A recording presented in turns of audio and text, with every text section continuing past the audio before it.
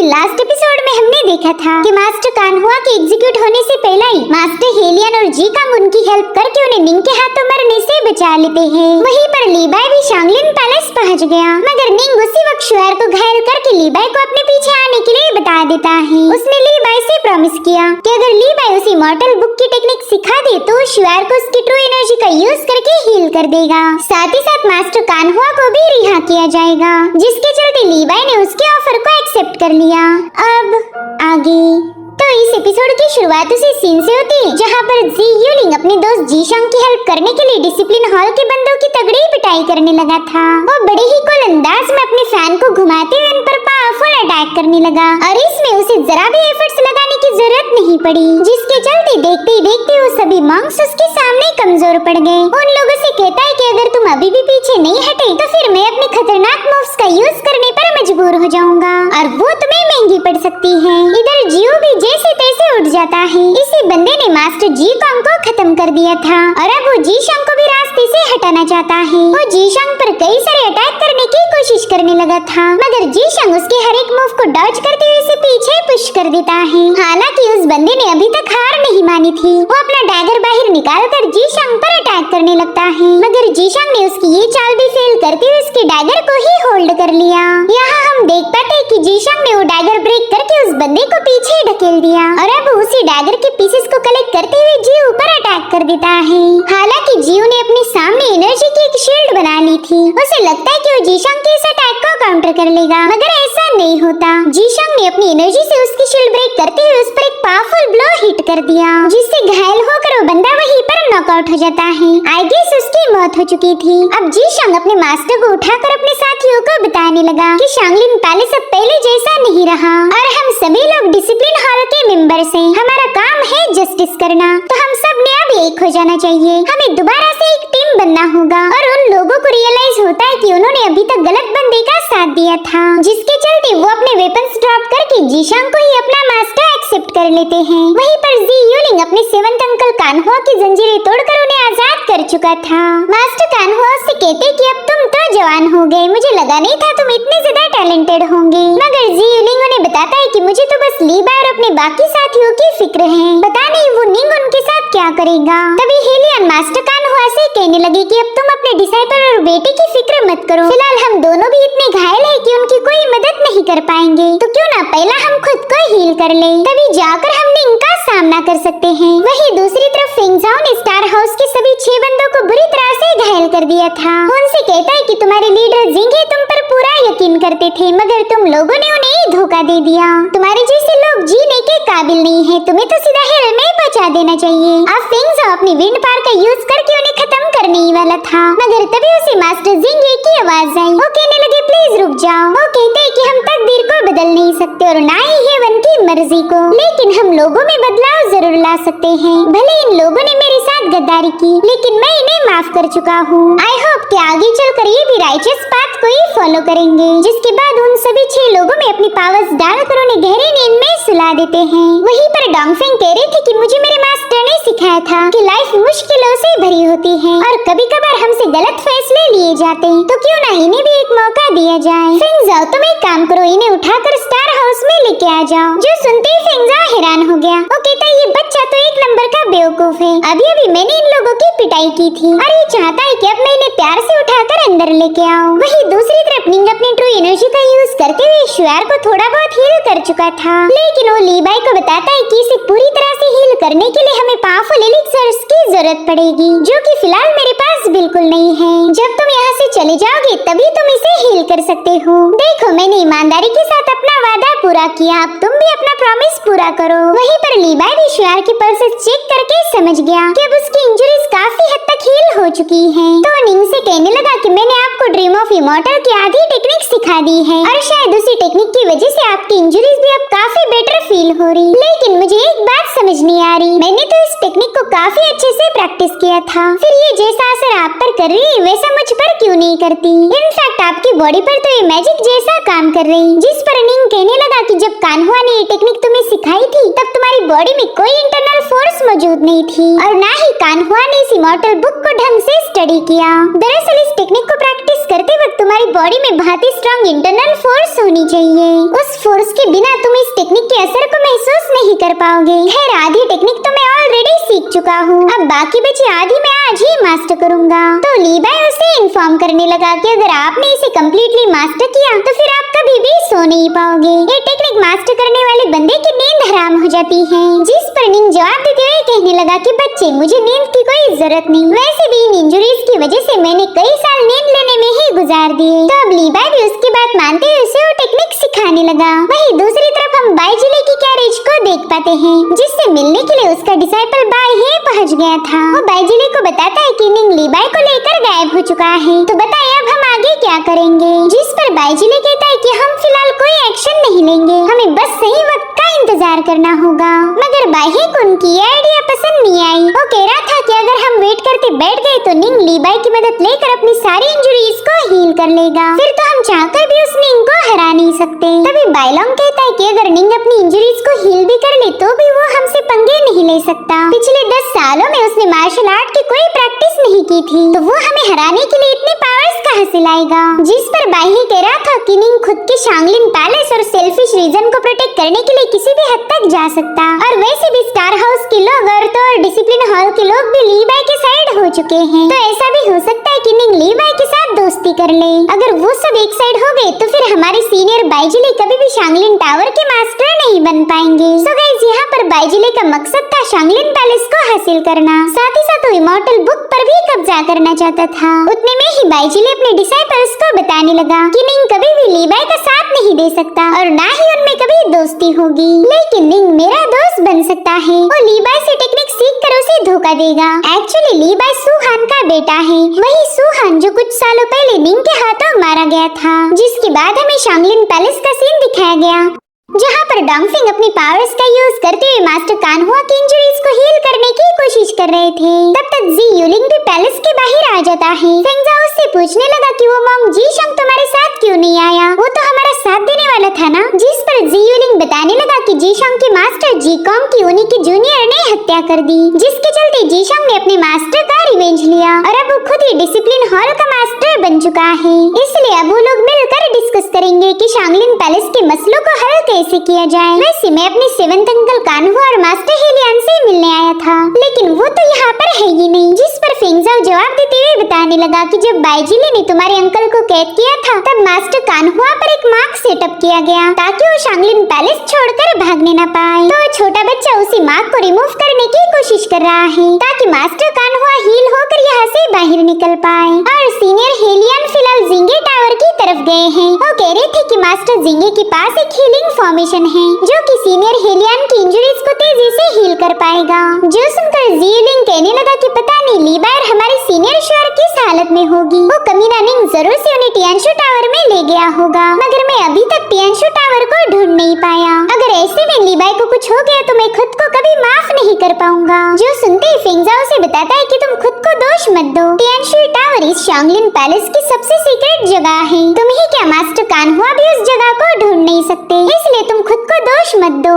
और उतने में उन्हें मास्टर कान्हुआ की आवाजें आने लगी। उन्हें इस फॉरबिडन मार्क को हटाने की प्रोसेस में काफी ज्यादा तकलीफ हो रही थी, जिससे फेंगजाओ निंग पर और ज्यादा भड़क गया। वो कह रहा था कि निंग के लालच की वजह से उन्होंने मास्टर कान्हुआ की ऐसी हालत कर दी, बस एक बार वो निंग हमारे हाथ लग जाए फिर हम उसे जिंदा नहीं छोड़ेंगे। वहीं दूसरी तरफ मास्टर हेलियन जिंगे टावर के पास पहुंच चुके थे, मगर वो देख पाते कि वहाँ ऑलरेडी कोई उनका इंतजार कर रहा था। तो मास्टर हेलियन कहने लगे कि अब निंग पूरी तरह से बर्बाद हो चुका है, डिसिप्लिन हॉल और स्टार हाउस दोनों उसके खिलाफ हो गए, तो बताओ तुम कब तक उस निंग के वफादार बने रहोगे। वेल ये है वेंजी और ये शांगलिन पैलेस के अंडर आने वाली कियानजू युआन अकेडमी का मास्टर था। उसने अपनी सिल्वर निडल से हेलियन पर हमला कर दिया, मगर हेलियन ने पहने हुए रोप के करीब आते ही वो निडल्स अपने आप डिस्ट्रॉय हो गए। मास्टर हेलियन उसे बताते कि हिडन वेपन्स का मुझ पर कोई असर नहीं होता, और उतने में वेंजी के चमचे हेलियन पर हमले करने कूद गए, मगर हेलियन ने बड़ी आसानी के साथ उनके अटैक को डॉज कर दिया था। और तभी वो नोटिस करते हैं कि इन लोगों का मकसद उन पर हमला करना नहीं बल्कि उन्हें ट्रैप करना था।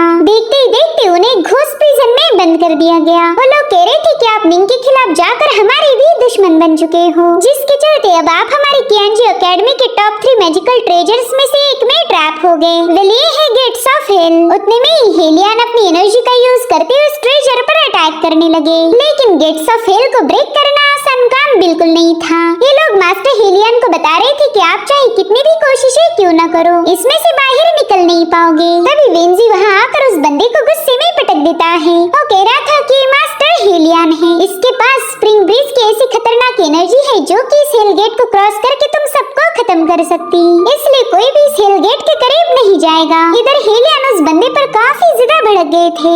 इतना ही नहीं, अब तो उनकी एनर्जी भी गेट्स ऑफ हेल से बाहर आने लगी थी। तभी वेंजी उनसे कहता है कि प्लीज अपनी इस एनर्जी को जाया मत करो, एक बार आप इसमें ट्रैप हो गए तो आपकी मौत होने तक ये गेट्स ऑफ हेल ओपन नहीं होगा। मुझे माफ करना, मैं आपके खिलाफ हो गया, लेकिन मैं क्या करूँ, बाईजिली ने मुझे इतना अच्छा ऑफर दिया था कि मैं उसे बिल्कुल मना नहीं कर पाया। इधर हेलियन ने अपनी स्प्रिंग पावर को यूज करना शुरू कर दिया था। नेचर में मौजूद सारी एनर्जी अपने आप उनके पास जमा होने लगी। वो कह रहे थे वेंजी ज्यादा बकवास करना अच्छी बात नहीं होती, बकबक करते वक्त तुम अपने कई सारे राज खोल देते हो। इधर वेंजी को पूरा यकीन था कि हेलियन गेट्स ऑफ हेल से बाहर नहीं निकल सकते और उतने में गेट्स ऑफ हेल पर पंचेस के निशान पड़ना शुरू हो गए। उसके हर एक हिस्से पर मुसलसल अटैक किए जा रहे थे और फिर एक जोरदार ब्लास्ट के साथ गेट्स ऑफ हेल के चिथड़े उड़ाते हुए हेलियन बाहर आ गए। उनके हाथों से खून बह रहा था। वो वेंजी से कहने लगे कि तुम्हारे और मेरे दरमियान कोई दुश्मनी नहीं थी, मगर फिर भी तुमने मुझ पर अटैक कर दिया। जिस पर वेंजी कह रहा था कि चलो मैं तुम्हें ट्रैप तो नहीं कर पाया, मगर मार तो सकता हूँ ना।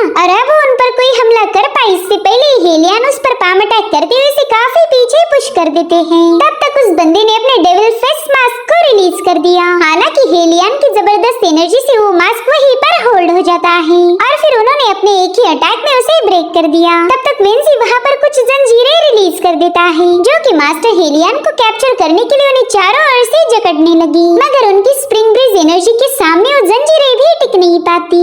उसके ब्रेक होने के साथ साथ वेंजी के चमचे भी दूर पटक गए थे। वहीं पर हेलियन की पावर्स देखकर वेंजी तो काफी ज्यादा चौंक गया। वो कह रहा था मानना पड़ेगा तुम काफी ज्यादा स्ट्रांग हो, मैंने गेट्स ऑफ हेल और ड्रैगन लॉक फॉर्मेशन जैसे पावरफुल टूल्स का यूज करने के बावजूद भी तुम्हें हरा नहीं पाया। खैर मेरे पास एक और मैजिकल टूल है जिसका मैंने अभी तक यूज नहीं किया, अगर मैं उसे यूज करूँ तो तुम डेफिनेटली मारे जाओगे।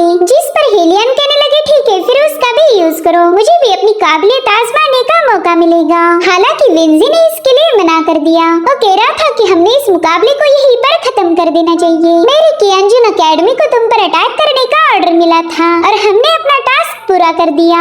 अब तुम इसमें बच गए तो मैं तुम्हें और इरिटेट नहीं करना चाहूँगा। जो सुनते ही हेलियन वहाँ से निकल पड़े। उन्हें भी वेंजी से फाइट करने में कोई दिलचस्पी नहीं थी। इधर वेंजी का चमचा उससे कहने लगा कि शांगलिन पैलेस में शांगलिन शुआनजी ही सिर्फ ऐसा एक शख्स है जो हमारे कियानजू एकेडमी को फोर्सफुली घुटनों पर ला सकता। अगर शांगलिन शुआनजी हेलियन के साथ मिल जाए फिर हमारी कोई खैर नहीं। मगर वेंजी को अच्छे से पता था कि हेलियन शुआनजी का साथ नहीं देंगे। इधर हेलियन पहले से भी और ज्यादा घायल हो चुके थे। वेंजी के साथ मुकाबला तो उन्होंने जीत लिया, मगर गेट्स ऑफ हेल उन्हें और ज्यादा कमजोर बना चुका था। वहीं दूसरी तरफ हम ली बाई को देख पाते हैं जिसने इमॉर्टल बुक की उस स्पेशल टेक्निक को पूरी तरह से निंग को सिखा दिया। वो कह रहा था कि जितना मुझे पता है वो सब मैंने आपको सिखाने की कोशिश की, अब आप उसे कितना सीख पाते हो यह आप पर निर्भर करेगा। इधर निंग के चेहरे पर एक स्माइल आ गई थी। ली बाई देखता है कि ये बंदा तो अपने ही ख्यालों में खोया हुआ है, तो कहने लगा मास्टर निंग आपकी इंजरीज हील हो चुकी जैसा कि मैंने वादा किया था, तो अब आप भी अपना वादा पूरा करके हमें इस माउंटेन से नीचे जाने की इजाजत दीजिए। मैं जल्दी से वापस जाकर अपनी सीनियर शुआर को हील करना चाहता हूँ।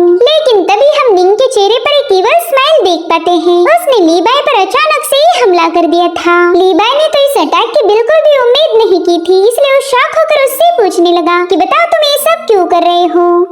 जिस पर निंग कह रहा था देखो मैं तुम्हें धोखा नहीं देना चाहता, लेकिन तुम यूँ समझ लो कि ये मेरी मजबूरी है। जिस पर ली बाई कहने लगा कि तुमने अभी अभी मुझ पर अटैक किया, शायद अब तुम्हें अपने फैसले पर रिग्रेट हो रहा है। मैंने तुम्हारी जान बचाई और तुम हो कि मुझ पर ही अटैक कर रहे। जिस पर निंग जवाब देते हुए बताने लगा कि मैंने तुमसे जो वादा किया था मैं उसे जरूर से पूरा करूंगा, लेकिन द बुक ऑफ इमॉर्टल की टेक्निक दुनिया में किसी और के पास नहीं जानी चाहिए। मैं नहीं चाहता कि ये टेक्निक मेरे अलावा किसी और के पास हो, और मैं जानता हूँ कि तुम इस टेक्निक को दूसरों को जरूर से सिखा दोगे, इसलिए अब तुम्हें मरना होगा। ये सब सुनकर तो ली बाई और ज्यादा शॉक हो गया। इस बंदे की उसने हेल्प की थी और अब उसने अपना मकसद पूरा होते ही ली बाई को धोखा दे दिया। तब तक निंग उस पर एक और पावरफुल अटैक कर देता है। ली बाई भी अपनी सोर्ड लेकर उस अटैक को काउंटर करने के लिए तैयार था, मगर वो उसे रोक पाई। तभी शुआर की फ्लाइंग सोर्ड बीच में आ जाती है। शुआर की फ्लाइंग सोर्ड की एनर्जी ने निंग के अटैक को बड़ी आसानी के साथ कर दिया था। वहीं पर लीबाई तो शियार को महफूज देखकर काफी ज्यादा खुश हो गया। वो उसे बताता है कि इस बंदे ने आपके और मास्टर की जान के बदले मेरे से बुक ऑफ इमॉर्टल की टेक्निक का सौदा किया,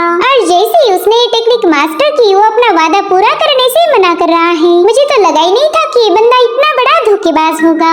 जिस पर निंग कह रहा था, लीबाई पता नहीं तुम मुझ पर इतना नाराज क्यों हो रहे हो? देखा जाए तो तुम कई सालों से सोए नहीं थे। मेरे ख्याल से अब तुम्हें नींद लेने की जरूरत है, और वैसे भी मैं बस तुम्हें खत्म करना चाहता हूँ। जैसा कि मैंने वादा किया था, तुम्हारी सीनियर शियार और मास्टर कान्हुआ यहाँ से जा सकता है। जरा सोचो ये डील तुम्हारे लिए कितनी ज्यादा फायदेमंद है। अपनी जान देकर तुम और 2 लोगों की जान बचा सकते हो। तुम्हारे मास्टर कान्हुआ हमेशा हमेशा के लिए शांगलिन पैलेस से आजाद हो जाएंगे। तभी शियार उससे कहती कि हम कल्टीवेटर से, कोई सौदागर नहीं जो अपनी जान का सौदा करे। लीबाई को अभी तक इस बेरहम दुनिया का कोई नॉलेज नहीं, इसलिए वो तुम्हारी बातों में आ गया। खैर, अब तुमने अपने असली रंग दिखा दिए हैं। अगर तुम दोबारा से इंजर्ड नहीं होना चाहते तो जल्दी से हमारे रास्ते से हट जाओ। उसकी बातें सुनकर निंग कह रहा था कि तुम उस कान्हुआ की बेटी तो हो, मगर उससे कई ज्यादा स्मार्ट। शायद तुम पूरी तरह से अपनी माँ पर गई हो। जिसके बाद निंग शियार पर अटैक करते हुए उसे काफी पीछे पुश कर देता है, जो देख लीबाई तुरंत ही उसे संभालने लगा। वो शियार को बताता है कि आप बिल्कुल फिक्र मत कीजिए। दरअसल सोड फेरी ने सिखाई हुई सोड टेक्निक को मैंने मास्टर किया है, जिससे मेरी कल्टीवेशन में काफी ज्यादा इम्प्रूवमेंट हो गई। तो शियार उसे समझाने लगी कि ये निंग का डुप्लीकेट नहीं जिसे तुम आसानी से हरा पाओ, और उतने में निंग उस पर एक और अटैक करते हुए उसे पीछे पुश कर देता है, जो देख शियार ने अपनी स्पेशल सोड टेक्निक को एक्टिवेट कर दिया। वो अब सीधे निंग पर अटैक करने के लिए रवाना हो गई थी, मगर उसी वक्त निंग ने उसकी सोड को होल्ड कर लिया। उससे कह रहा था कि तुम तो काफी ज्यादा टैलेंटेड हो, मगर मैं किसी भी टैलेंट को उभरने नहीं दे सकता, वरना आगे चलकर तो तुम मेरी दुश्मन बन जाओगी। इसलिए अब तुम्हें भी लीबाई के साथ मरना होगा। वो कह रहा था कि सोड टेक्निक को मैंने पहले भी कहीं पर देखा था, शायद इसे तुमने अपनी माँ से इनहेरिट किया है। जिस पर शियांग कहने लगी कि तुमने एकदम सही पहचाना, अब तुम भाड़ में जाओ। मगर निंग उसके हमले को आसानी से डॉज कर देता है। अब जैसे ही शियार उस पर सेकंड अटैक करने रवाना हुई, निंग ने तुरंत ही जाकर उसकी गर्दन दबोच ली। वो उसे चुप करते हुए कह रहा था कि लड़की, मैं एक जमाने में इस दुनिया का टॉप टैलेंटेड मार्शल आर्टिस्ट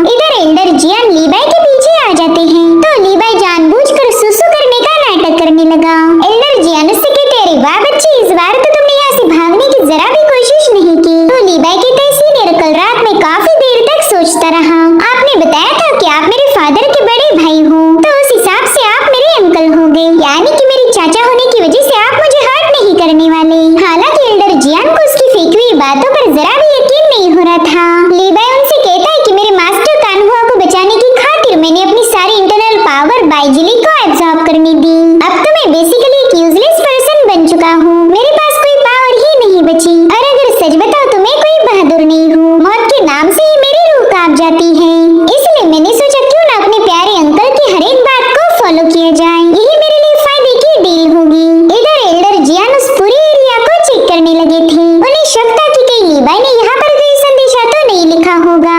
भले वहाँ उन्हें कोई क्लू नहीं मिला, लेकिन वो लीबाई को लेकर जरा भी श्योर नहीं थे। इसलिए उन्होंने अपनी पावर्स का शो ऑफ करते हुए इस पूरी एरिया को जला दिया, ताकि वहाँ अगर कोई मैसेज भी लिखा हो तो उनकी एनर्जी से मिट जाए। जो देखते ही बेचारा लीबाई काफी ज्यादा पैनिक हो गया। मास्टर जियान कहते, बच्चे आइंदा से न भागने की कोशिश करना और ना ही झूठ बोलना। जब तक मैं तुम्हें मेरे साथ रखूंगा तब तक तुम सेफ रहोगे। अब सीन शिफ्ट होकर हम शियार को देख पाते हैं, जो कि बटरफ्लाई ब्रिज बिल्डिंग के पास पहुंच चुकी थी। वो वहाँ एक डिसाइपल से पूछने लगी कि क्या आपके पास लीबाई की कोई खबर है? प्लीज अगर कोई मैसेज हो तो मुझे बता दीजिए। जिस पर वो लोग कह रहे थे कि रूल्स के अकॉर्डिंग बटरफ्लाई सील्स के मैसेज हम डायरेक्टली डिसाइपल को नहीं बताते। आपको कुछ भी बताने से पहले हमें अपने सीनियर से बात करनी होगी। तो शियार तुरंत ही उनसे माफी मांगने लगी। वो कह रही थी कि मैं इतनी ज्यादा परेशान हूँ कि आप लोगों को गलती से रूल ब्रेक करने के लिए बोल दिया। प्लीज मुझे माफ कर दीजिए। और उतने में वहाँ पर बटरफ्लाई ब्रिज का मास्टर लियोकिन पहुँच गया। वो शियार से कह रहा था कि जूनियर प्लीज सॉरी मत बोलो, मैं तुम्हारी सिचुएशन को अच्छे से समझ सकता हूँ। साथ ही वो अपने जूनियर से कहने लगा कि अगर तुम्हारे पास लीबाई की कोई भी खबर हो तो तुम शियार के सामने बता सकते हो। तो वो लोग कहते, लकीली हमारे पास एक लीबाई का मैसेज है। जो सुनते ही शियार तुरंत ही उस बंदे के पास चली गई। वो काफी ज्यादा एक्साइटेड होकर उस बंदे से पूछने लगी कि बताओ ना लीबाई का क्या मैसेज है। तो डिसाइपल उसे बता रहा था कि शियानवी सिटी में हमारे बटरफ्लाई सील का एक ऑफिस है। वहाँ किसी ने पेपर का बॉल फेंका हुआ था और उसके अंदर बस एक ही लेटर लिखा गया है, जिसका मतलब है इवनिंग। तो शियार तुरंत ही उस पेपर को चेक करती है। वो कह रही थी कि मैंने लीबाई की हैंडराइटिंग पहले भी देखी हुई है और ये उससे पूरी तरह से मैच हो रही। वहीं पर लियोकिन कह रहा था कि लीबाई को हमारे ब्रिज बिल्डिंग के फंक्शन के बारे में सब कुछ पता है। इनफैक्ट वो हमारी कई सारी सीक्रेट लोकेशन भी जानता है। तो मुझे उम्मीद है कि आगे भी वो हमें सीक्रेटली मैसेज भेजता रहेगा। तभी शियार लियोकिन से रिक्वेस्ट करने लगी कि सीनियर क्या आप इस खबर को बस कुछ वक्त के लिए सीक्रेट रख सकते हो। जो सुनते ही लियोकिन समझ गए कि शियार लीबाई को ढूंढने जाना चाहती है, मगर उन्हें शियार का ये आइडिया जरा भी पसंद नहीं आया। वो कह रही थी कि अकेले शियानवी सिटी में जाना खतरनाक साबित होगा। जिस पर शियार बता रही थी कि मेरे फादर और अंकल हेलियन अभी भी पूरी तरह से हील नहीं हुए, इसलिए वो तो लीबाई को ढूंढने नहीं जा सकते। साथ ही फिलहाल मार्शल वर्ल्ड में कियोस मचा हुआ है, इसलिए मैं अपने दोस्तों को भी अपने साथ नहीं ले जा सकती। उनका पैलेस ऑफ लर्निंग में रुकना ही सही रहेगा, ताकि वो पैलेस को प्रोटेक्ट कर पाए। इसलिए अब लीबाई को ढूंढने का मैटर मुझे ही हैंडल करना होगा। तो लियोकिन उसे बताते हैं कि पैलेस के रूल्स के अकॉर्डिंग बटरफ्लाई ब्रिज में आए हुए पैगाम बस हम एक दिन के लिए सीक्रेट रख सकते हैं। अगले दिन वो एल्डर्स के सामने रिवील करने पड़ते, इसलिए मैं लीबाई के मैसेज को बस एक ही दिन सीक्रेट रख सकता हूँ। जो सुनते ही शियार तुरंत ही वहाँ से रवाना हो गई। वहीं दूसरी तरफ मास्टर जियान कल्टीवेट करने में बिजी थे और लीबाई को बोर होने लगा। वो आलस देते हुए कह रहा था कि मुझे तो यहाँ पर बस नींद आती है। और उतने में मास्टर जियान कल्टीवेशन से बाहर आ गए। वो कह रहे थे कि मैंने कई साल प्रिजन में गुजार दिए, वहाँ रुककर तो मेरी पावर्स पूरी तरह से डल हो चुकी है। अब मुझे जल्दी से इसे ठीक करना होगा, वरना तो पावरफुल लोगों के सामने मेरी इज्जत की धज्जियां उड़ जाएगी। साथ ही मुझे ऐसा लग रहा है कि तुम जानबूझकर मुझे शियानवी सिटी लेके आ गए। कहीं तुम मेरे साथ कोई ट्रिक्स तो नहीं खेल रहे? जो सुनते ही लीबाई कह रहा था, अंकल मेरी भोली सी सूरत देख के आपको लगता है कि मैं आपके साथ चालाकी करूंगा? जिसके बाद तुरंत ही एल्डर जियान के पास जाकर उन्हें मसाज देते हुए बताने लगा कि अगर ग्रेट फैमिलीज ने यहाँ पर हीरोज की असेंबली ऑर्गेनाइज की है तो डिवाइन ऑफिशियल जू यहाँ पर जरूर आएगा। अब आप ही बताओ, क्या आपको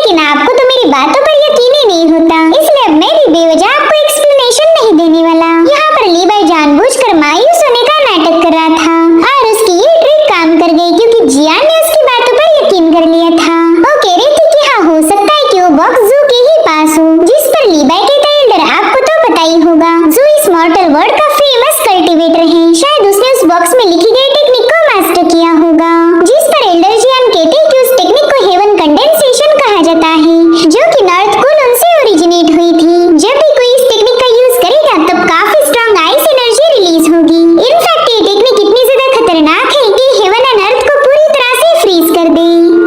कुछ सालों पहले मैंने तुम्हारे फादर को इस टेक्निक का यूज करते हुए देख लिया था। ये सुनकर लीबाई भी थोड़ा सा सरप्राइज हो जाता है। वो कह रहा था, मेरा अंदाजा बिल्कुल सही है, शायद मेरे फादर और डिवाइन ऑफिशियल जू काफी अच्छे दोस्त होंगे, इसलिए तो मेरे फादर ने हेवन कंडेंसेशन जैसी पावरफुल टेक्निक उस बंदे के हवाले कर दी। वेल, यही टेक्निक मैंने भी मास्टर की है। जिस पर एल्डर कहते, बच्चे तुम जिस हेवन कंडेंसेशन टेक्निक की बात कर रहे हो वो तो बस बिगिनर लेवल की मार्शल आर्ट है। उसकी फुल पावर को अचीव करने में तुम्हें कई साल लग जाएंगे। तुमने तो बस उसका छोटा सा पोर्शन ही मास्टर किया था। तो लीबाई तुरंत उन्हें रिस्पेक्ट देते हुए कहने लगा कि अगर सीनियर मेरे मास्टर बन जाए तो मैं जल्दी से उस टेक्निक को सीख जाऊंगा, और इसके लिए मास्टर जियान भी अग्री हो गए। वो कह रहे थे कि बस जू यहाँ पर आ जाए, फिर सारी बातें क्लियर हो जाएगी। साथ ही वो लीबाई को पकड़कर कहने लगे कि फिलहाल हम ग्रेट फैमिलीज के इलाके में हैं और तुम्हारा ये मुखड़ा ऑलरेडी कई सारे इंपॉर्टेंट लोगों ने देख लिया है। सिर्फ बैम्बू हैट पहनने से हम इसे छुपा नहीं सकते, और अगर गलती से उन्हें पता चला कि तुम कान्हुआ के डिसाइपल हो, फिर तो वो लोग तुम्हें नहीं छोड़ने वाले। इसलिए अब मुझे ही कुछ करना होगा। जिसके बाद एल्डर जियान अपनी पावर का यूज करके उसके लुक को बदलने लगे, मगर लीबाई को लग रहा था कि एल्डर उस पर अटैक कर रहे हैं, इसलिए वो जोर जोर से चिल्लाते हुए कहने लगा कि प्लीज कोई मुझे बचा लो, वरना ये बुड्ढा मुझे मार देगा। तभी मास्टर भी उस पर गुस्सा करते हुए कहने लगे कि बिल्कुल मोमेंट मत करो, वरना तुम्हारा सारा थोबड़ा बिगड़ जाएगा। और फिर थोड़ी देर में ये प्रोसेस पूरी हो गई। मास्टर कह रही थी कि अब तो मैं इस बात पर शर्त लगा सकता हूँ कि तुम्हारी गर्लफ्रेंड भी तुम्हें पहचान नहीं पाएगी। अगर वो तुम्हारे पास से भी गुजर जाए तो भी तुम्हारा थोबड़ा नहीं पहचानेगी। लीबाई शीशा देखते हुए कह रहा था कि ये आपने मेरे फेस के साथ क्या कर दिया, जिस पर मास्टर बताते हैं कि बच्चे, ये मेरी खुद की इजाद की हुई फ्लावर ड्रम पाम टेक्निक है। मैं अपनी स्पेशल इंटरनल एनर्जी का यूज करते हुए किसी भी पर्सन के अपीयरेंस को बदल सकता हूँ। जो सुनते ही बेचारा लीबाई तो बेबस होकर नीचे बैठ गया। वो कह रहा था, सीनियर पता नहीं आप मुझे किस जन्म की सजा दे रहे हो।